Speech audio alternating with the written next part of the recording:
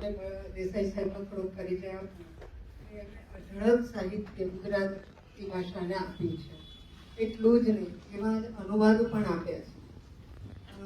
કેન્દ્ર સાહિત્ય અકાદમીની વિવિધ સમિતિઓમાં સભ્યતા જ શોભાવી છે અને ભારતીય ભાષાઓનો સર્વોચ્ચ સાહિત્ય પુરસ્કાર જ્ઞાનપીઠ એવોર્ડ એની પસંદગી સમિતિમાં એક ગુજરાતી તરીકે કેશુભાઈ દેસાઈ સાહેબે સ્થાન શોભાવ્યું છે. એમના વિશે તો બોલવા જઈએ તો સમય ઘણો ઓછો પડે અને સાહેબની એક સૂચન હતું કે હું મારા પપ્પાના કાવ્યો અહીં રજૂ કરું, તો શરૂઆત હું એમના કાવ્યોથી કરું છું. એમણે લખેલું એક કાવ્ય છે, યહી ધનુષ યહી બાણ. યહી ધનુષ યહી બાણ, ઉઠાવો ભારતના સંતાન. યાદ કરો ઇતિહાસ ભણીને ભારતનો ભૂતકાળ કરો. સદીઓ જૂના રણ મેદાને ફેર નવો ટંકાર કરો. જુગ જુગ જૂના જોગી હિમાલય સંસ્કૃતિની રસધાર કહે. નિર્મળ નીર નદીઓના પીદે રગ રગમાં સંસ્કાર વહે. 1857 સાલે શ્વાસ શ્વાસમાં ક્રાંતિ ભળી. 1, 2, 10, 12 નહીં પણ લાખોની વણઝાર મળી. રણઘેર ઉડે મુક્તિ મુક્તિનો શંખ બજાવ્યો વળી વળી. 7 સમંદર થરથર કાંપ્યા મુક્તિ જંગની હાકલથી. વીરાંગના મહારાણી ઝાંસી, વીરાંગના મહારાણી ઝાંસી સંગ્રામે સરદાર બની. નાના ને તાત્યાની જોડી રોમ રોમમાં જોમ ભરી. સ્વતંત્રતાના યજ્ઞવરીમાં દેહ સમર્પ્યા લડી લડી. યહી ધનુષ યહી બાણ ઉઠાવો ભારતના સંતાન. હવે આ જ કાવ્ય લખનાર કવિની બીજી એક રચના નાનકડું મુક્તક છે, એ સંભળાવું. એ કહે છે, આ ઘડપણ હેમખેમ પૂરું થાય તો સારું. આ ઘડપણ હેમખેમ પૂરું થાય તો સારું. લાચાર અને પરવશ ના થાય તો સારું. આ વૃદ્ધત્વ વખવક થાય એ પહેલા, આ વૃદ્ધત્વ વખવક થાય એ પહેલા બેઠા બેઠા આમ આંખ ઢળી જાય તો સારું. હવે તમે જુઓ, 25-30 વર્ષની ઉંમરે લખાયેલી કવિતામાં જે ખમીર, જે જોર, જે જુસ્સો આપણને જોવા મળે છે, અને 85 વર્ષની વયે લખાયેલી કૃતિમાં જે વાર્ધક્યની અસર, પૂરેપૂરી અસર જોવા મળે છે. આમાંથી આપણે કોઈ બાકાત નથી રહી શકતા, નથી રાઈટ બાકાત રહેતા કે નથી રંગ. આજે આપણે મંથન કરવાનું છે વૃદ્ધાવસ્થાના પ્રશ્નો અને મૂંઝવણો વિશે. મિત્રો, હું એમ કહું કે એક વૃદ્ધ વ્યક્તિ રસ્તો ઓળંગવાની કોશિશ કરતી હોય અને કોઈ યુવાન, અજાણ્યો યુવાન એમને હાથ પકડીને રસ્તો ઓળંગાવી દે ને, તો હું માનું કે તેના સાનિધ્યમાં વૃદ્ધત્વ સલામત છે. કદાચ આપ સૌ આ જ કામ કરી રહ્યા છો. બસમાં, ખીચ ભરેલી બસમાં કોઈ વૃદ્ધ ચડી આવે અને કોઈ યુવાન કે કોઈ કોલેજિયન ઊભા થઈ અને આદરથી એમને પોતાની સીટ ખાલી કરી આપે ને, ત્યારે એમ લાગે કે હજી આપણી સમાજ વ્યવસ્થા ભાંગી નથી પડી. 2-4 કલાક વૃદ્ધ સાથે વિતાવવાને એ વાત જુદી છે, અને એમની સાથે દરરોજ રહેવું, જીવવું, એમાં ઘણો તફાવત છે. કદાચ એટલે જ પેલી જૂની આશ્રમ વ્યવસ્થા આપણને યોગ્ય લાગે છે કે 50 વર્ષના થયા, 50 થી 75 વર્ષની વય સુધી વાનપ્રસ્થાશ્રમ, નિવૃત્તિ ભણી ના પગરણ પ્રવૃત્તિઓ, મોહ માયા વગેરે મૂકી દેવા અને જીવનને ધીમે ધીમે એક અલગ દિશામાં વાળવું. અને પછી 75 વર્ષ પછી આવે છે સંન્યાસ આશ્રમ, જ્યાં આધ્યાત્મિકતા તરફ, મોક્ષ તરફ, ઈશ્વર ભક્તિ તરફ પ્રયાસ આદર, પોતાનું ધ્યાન અંતિમ પડાવ ભણી કેન્દ્રિત કરીને વૃદ્ધત્વને સાર્થક કરવાની કોશિશ કરવી, એનું નામ સંન્યાસાશ્રમ. હવે વાનપ્રસ્થાશ્રમ એટલે વનમાં જવું એ સાંપ્રત સમયમાં કદાચ પ્રસ્તુત નથી, પરંતુ એની પાછળના ઉદ્દેશો આજે પણ એટલા જ પ્રસ્તુત છે. આપ સૌ તો તબીબી વ્યવસાય સાથે સંકળાયેલા છો, વૃદ્ધો, અને એમાં પણ બીમાર વૃદ્ધો સાથે આપે કામ કરવાનું સંજોગો મળે છે, સેવા કરવાની આપણે તક મળે છે. એ બધાના ભાગ્યમાં નથી હોતી. આપણે વ્યવસાય સ્વરૂપે આ તક મળી છે, એને હું આપ સૌનું અહોભાગ્ય માનું છું. આવા એક વૃદ્ધને એમનો પુત્ર સાંધાની બીમારીની સારવાર માટે તપાસ માટે ડોક્ટર પાસે લઈ ગયા. ડોક્ટરે અંદર એક રૂમમાં લઈ જઈ વૃદ્ધને તપાસે, અને પછી જ્યારે એને શર્ટ પહેરવાનું હતું ને, ત્યારે કમ્પાઉન્ડર શર્ટ પહેરવા આવ્યો. ત્યારે કાકા કહે છે કે ના, મારો દીકરો પહેરાવશે. અને દીકરાને કમ્પાઉન્ડર બોલાવવા જાય એ પહેલા તો પેલો પુત્ર હાજર થાય છે, પિતાને પ્રેમથી શર્ટ પહેરાવે છે, હાથ પકડીને ટેબલ પરથી નીચે ઉતારે છે અને બહાર લઈ આવે છે. જો આ હોય પિતાને પુત્ર પ્રત્યેનો આ વિશ્વાસ આપણે સંપાદન કરી શકીએ, તો હું માનું છું કે વૃદ્ધત્વ આકરું નથી. પિતા અને પુત્ર વચ્ચેનું બોન્ડિંગ છે, જ્યાં આવો અતૂટ પ્રેમ છે, કાળજી લેવાય છે, ત્યાં શારીરિક તકલીફો છતાં પણ વૃદ્ધાવસ્થા ઘટતી નથી. શૂન્ય પાલનપુરીનું એક મુક્તક છે, હરદમ લથડતા શ્વાસ વધુ ચાલશે નહીં, હરદમ લથડતા શ્વાસ વધુ ચાલશે નહીં, આ પાંગળો પ્રવાસ વધુ ચાલશે નહીં. લાગે છે શૂન્ય મૌનની સરહદ નજીક છે, લાગે છે શૂન્ય મૌનની સરહદ નજીક છે, વાણીનો આ વિલાસ વધુ ચાલશે નહીં. એટલે કે દરેક વ્યક્તિએ સ્વીકારીને જીવવાનું છે કે આપણે વાર્ધક્યમાંથી પસાર થવાનું છે, આપણે ઘડપણનો સામનો કરવાનો છે. પણ એનું નવું ચાલતા શીખેલું બાળક હોય ને, એ ડગલા ભરવાની શરૂઆત કરે ને પહેલા પોતાના માતા પિતાની સામે જોઈ લે છે. કેમ? એને ખબર છે કે હું પડીશ તો આ મા બાપ મને પડવા નહીં દે. બસ આ જ વિશ્વાસ મોટા થયેલા સંતાનોએ માતા પિતા કે દાદા દાદી. ઘડપણ એટલે બીમારીઓનું ઘર. એ તો તબીબો મારા કરતા વિશેષ સારી રીતે સમજાવી શકે, ચર્ચા કરી શકે. પણ શારીરિક સમસ્યાઓની સાથે સાથે ઘડપણમાં ઘણી સમસ્યાઓ સર્જાય છે. તેમાંની એક અને મહત્વની સાંપ્રત સમયના સંદર્ભમાં વાત કરીએ તો સાહેબે કહ્યું તેમ એકલતા. જીવનભર વ્યસ્ત રહેલી વ્યક્તિ જ્યારે ઉંબળું ઓળંગવાનું પણ એને અઘરું પડે છે ને, ત્યારે એને વાર્ધક્ય ઘટે છે. બાકી બીમારી તો બાળકને આવે છે ને યુવાનોને પણ આવે છે.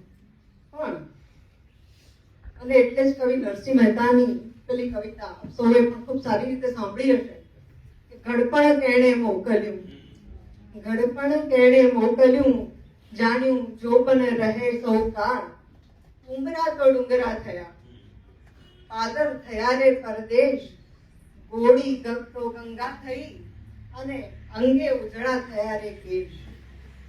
ઘડપણ કોણે મોકલ્યું. પણ આ બધી જ તકલીફો વૃદ્ધો સ્વીકારી શકે જો તેઓને થોડોક સમય આપવામાં આવે, જો તેઓની થોડી કાળજી લેવામાં આવે, તેમને થોડું પ્રેમ આપવામાં આવે.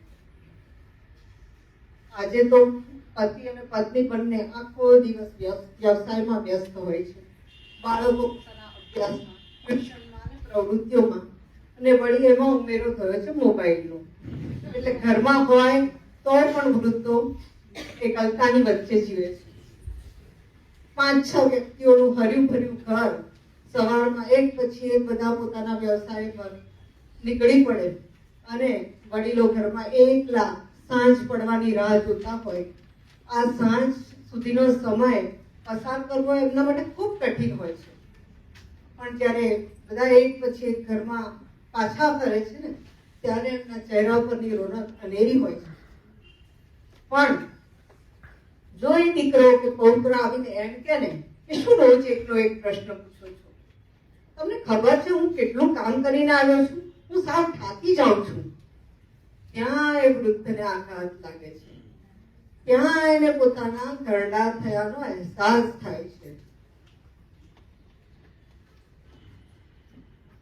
પેલી વાર્તા તો આપ સૌએ વાંચી જ હશે, બાપા કાગડો. નાનકડું બાળક, એને બાપા 100 વાર હા બેટા કાગડો, હા બેટા કાગડો, હા બેટા કાગડો એમ કહી શકે છે. પણ એ જ પિતાને એનો પુત્ર એકના એક પ્રશ્નનો બીજી વાર જવાબ આપતી વખતે અકળાય છે, ત્યાં અડપણ કઠે છે. કવિ શ્રી હર્ષ બ્રહ્મભટ્ટની એક ગઝલનો શેર છે, એમ ભણતરની રીત જુદી થઈ ગઈ, એમ ભણતરની રીત જુદી થઈ ગઈ, બાપ ઘરડો થયો તો અભણ થઈ ગયો. પછી ભલે ને બાપના પેંગડામાં પુત્રનો પગ પેસતો જ ન હોય, પણ છતાંય જે વય છે ને, વૃદ્ધાવસ્થા છે, માતા પિતાની કે વડીલોની જે લાચારી છે ને, એ એમની બધી શક્તિઓનું અવમૂલ્યન કરે છે. અને એ અવમૂલ્યન ક્યારે થાય છે? જ્યારે સંતાનો એની અવગણના કરે છે. વડીલોની આ એકલતાને દૂર કેવી રીતે કરવી એ ખૂબ મોટો પ્રશ્ન છે. મારા દાદી 80-85 વર્ષના, આડોશ પાડોશમાંથી કોઈ પસાર થતું હોય ને શાકભાજી લઈને આવે, કોઈ કરિયાણું લઈને આવે, તો એમને સામેથી કહે, ભાઈ શાક સાફ કરવાનું મને આપતા જજો, તમારે કરિયાણું સાફ કરવાનું મને આપતા જજો, મને સુપડાથી ઝટકવાનું બહુ સરસ આવડે છે. મારા મમ્મી અકળાય, આ શું બધાના તમે કામ કરો છો? દાદી કે મારો વખત જાય છે, મને વસ્તુ આપવા અને મારી પાસેથી વસ્તુ લેવા માટે આવે ને એ મને સારું લાગે છે. એટલે આ વાર્ધક્ય શું ચમકે છે? એમને પૈસા નથી જોઈતા, એમને પ્રવૃત્તિ જોઈએ છે, એમને સમય જોઈએ છે, એમને બે વાત એમની સાંભળવા માટે એક કહાન જોઈએ છે. આજે તો આંગણા ખોવાઈ ગયા છે, ફ્લેટ કલ્ચર આવી ગયું છે, બંગલાની મોટી મોટી ઊંચી દિવાલો થઈ ગઈ છે. બાકી પહેલા આંગણામાં બેસીને ભર બપોરે પણ બાળકો રમતા જોતા અને એમનો સમય પસાર થતો. આવા સંજોગોમાં આપણે સવારે ઘરેથી નીકળતી વખત જો એમ કહીએ ને કે હું જાઉં છું, કંઈક કામ કર તો ફોન કરજો, સાંજે મળીશ, તો આ સાંજ સુધીની રાહ જોવાનો જે સમય છે ને એ બહુ ટૂંકો થઈ જશે.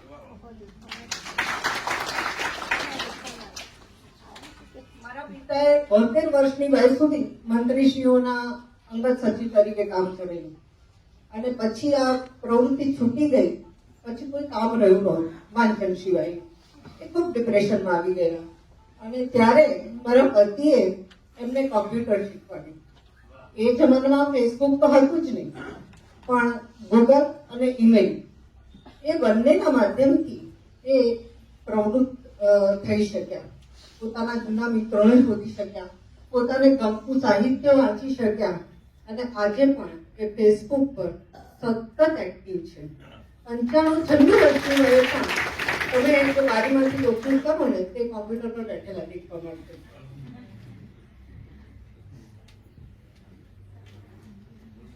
વડીલોને કોમ્પ્યુટર કે મોબાઈલ હવે તો કદાચ અમે ઘણા થઈ ગયા છે કે થયા છીએ, અને અમને આ બધું શીખવાની જરૂર નથી, કદાચ અમે શીખતા આવ્યા છીએ. પણ હજી એ પેઢી જે આપણી પાસે છે, અમારા કરતા પણ વયસ્ક, એમને આ ટેકનોલોજીથી, આવા ડિવાઇસીસથી સુપેરે પરિચિત કરવામાં આવે, શીખવવામાં આવે, તો કદાચ એમના માટે પણ સમય પસાર કરવાનું, એકલતાને હાંકી કાઢવાનું સરળ બનશે. મારા મમ્મી મદદનીશ શાસનાધિકારી તરીકે નિવૃત્ત થયા, એ શિક્ષિકા, ખૂબ મહેનત, ફક્ત વ્યવસાય જ નહીં, એ સિવાય પણ ઘણી બધી પ્રવૃત્તિઓ કરતા. નિવૃત્તિ પછી હમણાં કોરોના સુધી એમણે ટ્યુશન કર્યા, અને ઘર ધમધમતું હોય ટ્યુશનથી. હવે કોરોના પછી એમને છોડી દેવું પડ્યું, એમની પણ તબિયતના કારણે. હવે સમય પસાર કરવાનું અઘરું પડે છે, પણ રજાના દિવસે મારો પૌત્ર એમની પાસે જઈ અને 1 કલાક ભણી લે છે.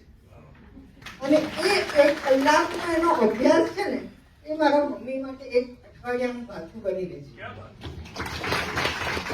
એટલે 1 કલાકમાં કશું શીખવાનું નથી, મમ્મી સાથે વાતો જ કરવાનું છે, પણ છતાંય મમ્મીના માટે એ 1 કલાક કદાચ એના આખી પાછલી જિંદગીનું પાછું બની રહે.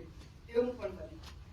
હું મારે કંઈક કવિતાઓ કાવ્ય પઠન કરવાનું હોય કવિ સંમેલનમાં, તો મારી 5-6 કવિતાઓ એમને આપી દઉં અને કહું કે મને પસંદ કરી આપો ને મારામાંથી કયું કાવ્ય બોલવું. મને ખબર છે કે મારે કયું બોલવાનું છે, પણ હું એમને સોંપું અને મને બહુ ખુશીથી મમ્મી અને પપ્પા બંને સાથે મળી મારા કાવ્યોનું ચયન કરી આપે. મારે ક્યાંક કોઈ સ્પીચ આપવાની હોય, હું એમના પાસે મુદ્દાઓ માંગી લઉં, તો એ બંને જણા સાથે બેસી અને એકબીજાના મુદ્દાઓની યાદી તૈયાર કરે અને મને પહોંચાડે. અને પછી મને પૂછે પણ ખરા કે તું આવું બોલી ને આ બાબતે એમનો ઉલ્લેખ કર્યો હતો, પણ કેવો પ્રતિભાવ મળ્યો હતો. એટલે આ વસ્તુ જે છે ને, એ જો એમની સાથે આવો મેં સંપર્ક ના રાખ્યો હોય તો એમની પાસે ક્યાંય જોવા ના મળે. અને એ હું મારા માટે તો કરું જ છું, પણ સાથે સાથે મને એમને આનંદ મળે છે ને, એનો વધારે આનંદ. મારા પુસ્તકો પ્રકાશન માટે મોકલું ને પહેલા સૌથી પહેલા પ્રૂફ રીડર્સ મારા માતા પિતા પર છે. સૌથી પહેલા મારા પુસ્તકોને કાવ્યોનું વાંચન એ લોકો કરે છે. ભલે પછી વ્યાવસાયિક પ્રૂફ રીડિંગ કરતા જ હશે, પણ છતાં જ્યાં સુધી મારા 2 કે 3 પ્રૂફ એમની નજર તળેથી પસાર થાય છે ત્યાં સુધી પુસ્તક આખરી નથી થયું. અને એ એમના માટે સમય પસાર કરવાનું, આનંદથી સમય પસાર કરવાનું, એમના પોતાના રસના વિષયમાં સમય પસાર કરવા માટેનું બહુ મહત્વનું સાધન બની રહે છે. બીજી મુશ્કેલી એક છે શારીરિક ક્ષમતાની સાથે માનસિક તકલીફો, જે સાહેબે પણ વાત કરી. ભૂલી જવું, અસંબદ્ધ વાતો કરવી, સાંભળેલી વાતને કદાચ મનગઢત રીતે એક જુદું જ સ્વરૂપ આપીને રજૂ કરવી. આવા સંજોગોમાં સ્વાભાવિક છે કે આપણે અકળાઈ જઈએ, પણ એના બદલે જેમ પેલા નાના બાળક પણ અસંબદ્ધ વાતો કરતા હોય ત્યારે આપણે કેવું વાળી લઈએ છીએ, એવી રીતે એમને પણ એમની એ વાતો ભૂલવાડીને એમને બીજી વાતોમાં વાળીને શાંતિથી જો સમજાવી શકીએ તો હું માનું છું કે એમને જેટલો આઘાત લાગે છે કે એમને જેટલો અહેસાસ થાય છે કે હવે હું કરડો થયો છું, એમાંથી એમને આપણે મુક્ત કરી શકીએ. પેલું गीत वो प्रचलित है फिल्म हम जब होंगे 60 साल के तब तुम होंगी 55 की, वो लोग प्रीत निभाओगी ना तब भी अपने 55 की. હવે તો સરેરાશ આયુષ્ય વધ્યું છે. પાછલા દિવસોમાં પતિ પત્ની સાથે હોય ત્યારે તેઓને એકબીજા પ્રત્યે કેટલીક વાર અભાવ જન્મે છે. કારણ શું? ઘરમાં કોઈ નથી હોતું. બંને એકબીજા માટે એકબીજા સાથે એકબીજાની સામે બેસી રહે છે, વાતો કરે છે, એકબીજાને જુએ છે. અને આમાં જ્યાં ખારાશ આવે છે, આ આપણા સમાજની એક છુપી સમસ્યા છે. આ સમસ્યા હજી એટલી બહાર નથી આવી. પણ તમે જુઓ, લિયો ટોલ્સ્ટોય, જેને મારી રાણી તો આમ શોભે કરીને એક જમાનામાં જાતે રથ ખેંચીને ફેરવી હતી યાતનાયા ઉલ્યાનામાં, એ જ રાણીને પાછલી જિંદગીમાં ટોલ્સ્ટોય ખૂબ ધિક્કારી છે. જેટલો પ્રેમ કર્યો એટલો જ ધિક્કાર એમની પત્નીને ટોલ્સ્ટોય તરફથી મળ્યો છે. કદાચ એનું કારણ આવું પણ હોઈ શકે. અને એનું હું માનું છું ત્યાં સુધી ફક્ત 2 વ્યક્તિઓથી જ સફળતાપૂર્વક પસાર નથી થતું. એના માટે કુટુંબીજનો અને સમાજનો સહયોગ પણ ખૂબ જરૂરી છે. કારણ કે ઘડપણમાં પતિ પાસે નિવૃત્તિ પછી કોઈ પ્રવૃત્તિ નથી હોતી, પત્ની પણ ઘરકામ કરવાને સક્ષમ નથી હોતી. એટલે એકબીજાને જોઈ લેવા, સાંભળવા સિવાય એમની પાસે બીજી કોઈ પ્રવૃત્તિ જ નથી હોતી. અને પરિણામે અભાવો હતાશ સર્જે છે.